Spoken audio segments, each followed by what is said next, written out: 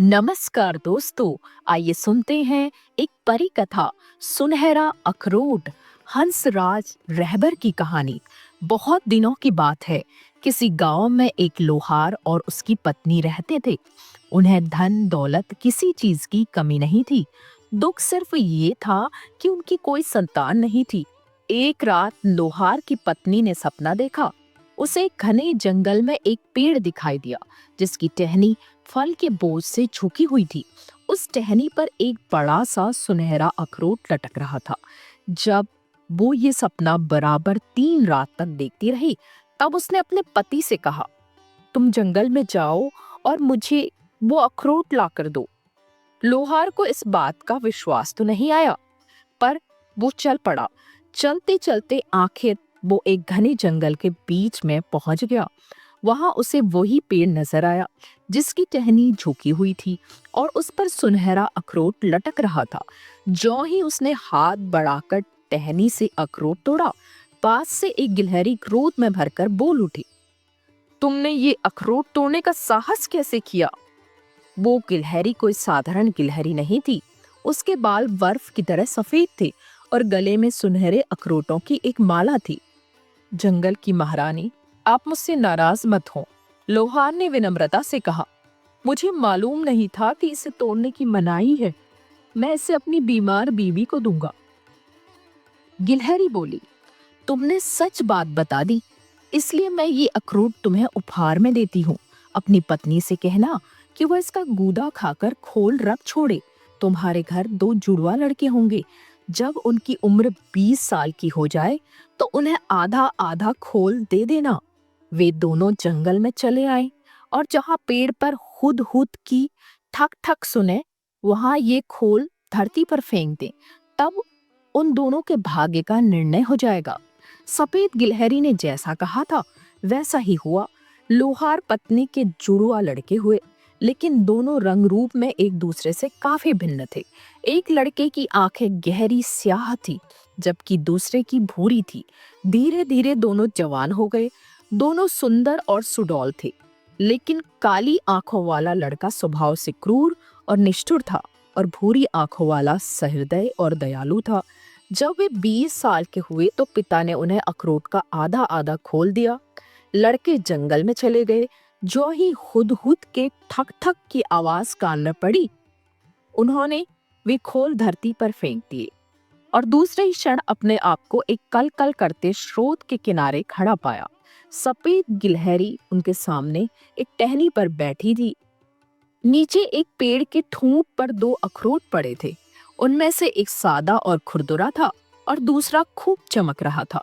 गिलहरी बोली, अपनी मर्जी का एक एक उठा लो, पर उतावले मत बनो, क्योंकि इससे तुम्हारी किस्मत का फैसला होगा। काली आंखों वाले लड़के से न रहा गया। वो तुरंत झपटा और उसने चमकता हुआ अखरोट उठा लिया।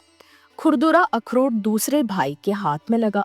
सफेद गिलहरी ने कहा, अब अपना अपना अखरोट तोड़ो, जो कुछ निकले उसी पर संतोष करो, क्योंकि इसमें किसी तीसरे का दखल नहीं है। वह पूंछ हिलाती हुई जंगल में गायब हो गई। काली आंखों वाले भाई ने अपना अखरोट पहले तोड़ा। उसके सामने काले रंग का एक कोतल घोड़ा खड़ा था। घोड़े की काठी से एक वर्दी बनी हुई थी, जिस पर सुनहरी फीता लगा हुआ था। इसके अलावा एक तलवार थी, जिसका दस्ता सोने का था। आहा, इस तलवार के बल पर मैं दुनिया भर का धन इकट्ठा कर लूंगा, उसने उल्लास से भरकर बड़े गर्व से कहा। इसके बाद भूरी आंखों वाले लड़के ने अपना अखरोट तोड़ा। उसके सामने भार ढोने वाला साधारण टट्टू खड़ा था। उसकी पीठ पर एक थैला था, जिसमें मन 1.5 मन बीज थे। दोनों भाई अपने अपने घोड़े पर सवार होकर अलग अलग दिशा में चल पड़े। भूरी आंखों वाला एक दिन जंगल में और 2 दिन मैदानों में भटकता रहा। तीसरे दिन शाम को वो एक गांव में पहुंचा और रात बिताने का कोई ठिकाना ढूंढने लगा। जब वो एक झोपड़ी के सामने रुका, तो एक किसान ने बाहर आकर उसका स्वागत किया और विनम्रता पूर्वक कहा, आप खुशी से हमारे पास ठहर सकते हैं। हमें खेद है कि हम आपकी अधिक सेवा नहीं कर पाएंगे। एक डाकू हमारी फसलें लूट के ले जाता है। आप उसे पकड़ते क्यों नहीं? भूरी आंखों वाले लड़के ने पूछा। किसान ने उत्तर दिया, हम कैसे पकड़ें? वो आदमी थोड़ा है, वो तो गर्म हवा है जो फसलें झुलसा देती है। वो अपना बीज का थैला सिरहाने रखकर किसान के आंगन में लेट गया। उसे यो महसूस हुआ कि बीज हिल रहे हैं। हमें बो दो, हमें बो दो। थैले में से आवाज आई। हम ऐसी घनी दीवार बना देंगे जो गर्म हवा को खेतों में आने से रोक देगी। अगले दिन लड़के ने किसान से कहा, क्या मैं आपके साथ रह सकता हूँ? शायद हम दोनों गर्म हवा को रोकने में सफल हो जाएं। किसान ये प्रस्ताव सुनकर बहुत खुश हुआ और वे दोनों एक साथ रहने लगे। अब भूरी आंखों वाले नौजवान को वहां रहते साल 2 साल नहीं, 20 साल बीत गए। यहाँ तक कि उसके सिर के बाल सफेद हो गए। उसने जो बीज बोए थे वे जैतून के लंबे लंबे घने पेड़ बन चुके थे। गर्म हवा उनसे टकराकर लौट जाती थी और खेतों में खूब गेहूं उगता था। वे हर साल बढ़िया से बढ़िया फसल काटते थे। गेहूं की पकी हुई बालियां देखकर भूरी आंखों वाला व्यक्ति उल्लास से खिल उठता था और अपने भाई को याद करके सोचता था, यही मेरा सोना है। लेकिन न जाने मेरे भाई का क्या हाल हुआ होगा। एक बार वो किसी दूसरे गांव में से गुजर रहा था।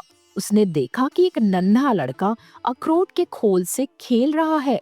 खोल आधा सोने का है और आधा लोहे का। तुम्हें ये खोल कहाँ से मिला? भूरी आंखों वाले ने लड़के से पूछा। मेरे पिताजी लड़ाई के मैदान से इसे लाए थे। लड़के ने उत्तर दिया। किसी सेनापति ने हमारे देश में हमला किया। घमासान युद्ध हुआ। सेनापति और उसके सिपाही मारे गए। जब लोग सेनापति को दफनाने को ले चले तो उसकी वर्दी में से ये खोल धरती पर गिर पड़ा था। उस सेनापति का नाम क्या था? भूरी आंखों वाले ने पूछा। ये मुझे मालूम नहीं। खुद पिताजी उसका नाम भूल गए थे, इसलिए उन्होंने मुझे नहीं बताया। लड़के ने उत्तर दिया और फिर मुंह बनाकर बोला, हमें उसका नाम जानने की जरूरत ही क्या है? जो शत्रु बनकर किसी का देश हड़पना चाहे, उसका नाम कौन याद रखेगा? काली आंखों वाले सेनापति भाई का ये अंत हुआ, लेकिन सदियां बीत गई। उस भूरी आंखों वाले भाई को लोग अब भी याद करते हैं और उसका नाम बड़े आदर और प्यार से लेते हैं। तो दोस्तों, ये थी एक परी कहानी, सुनहरा अखरोट। आपको कैसी लगी जरूर बताइए। तो जल्दी ही मिलते हैं एक नई कहानी के साथ। तब तक के लिए मुझे विदा दीजिए। धन्यवाद।